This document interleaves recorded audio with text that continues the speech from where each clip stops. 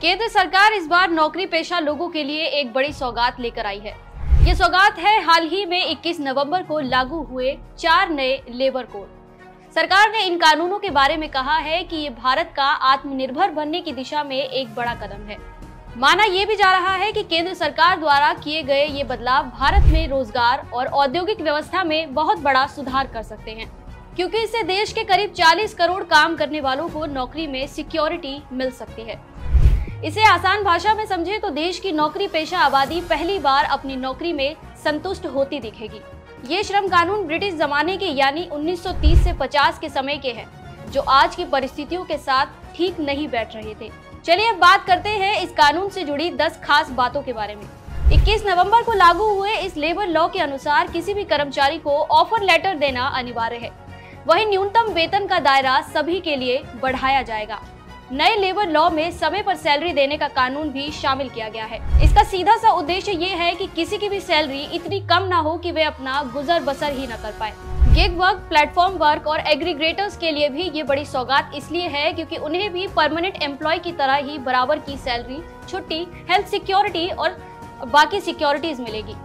अब ग्रेच्युटी का हकदार 1 साल काम करने वाला भी होगा। प्लेटफॉर्म वर्क और एग्रीगेटर्स को पहली बार लेबर कोड में परिभाषित किया गया और सभी गिग वर्कर्स को सामाजिक सुरक्षा भी दी गई है।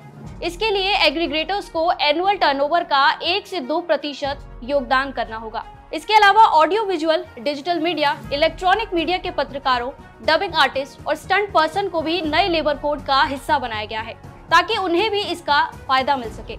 बागान मजदूरों के साथ ही खदान मजदूरों जैसे खतरनाक काम करने वाले मजदूरों की सोशल सिक्योरिटी के साथ उनकी ऑन साइट सेफ्टी मॉनिटरिंग के मानक भी तय किए गए हैं। इसी के साथ वस्त्र उद्योग, IT और ITS कर्मी, बंदरगाहों का निर्यात क्षेत्र में काम करने वाले श्रमिक भी इसके दायरे में लाए गए हैं। इन्हें हर महीने की 7 तारीख तक सैलरी देना अनिवार्य होगा। इसके अलावा अब साल में 180 दिन काम करने के बाद ही कर्मी सालाना छुट्टी लेने का हकदार होगा। लेबर कोड में कोई विवाद होने पर जल्दी उसका समाधान हो जाए, इसके लिए सदस्यों वाले औद्योगिक ट्रिब्यूनल होंगे और सुलह के बाद सीधे ट्रिब्यूनल में जाने का ऑप्शन भी होगा। कंपनियों के लिए सिंगल रजिस्ट्रेशन, सिंगल लाइसेंस और सिंगल रिटर्न की व्यवस्था की जाएगी। इससे ओवरलैपिंग फाइलिंग की परेशानी दूर होगी।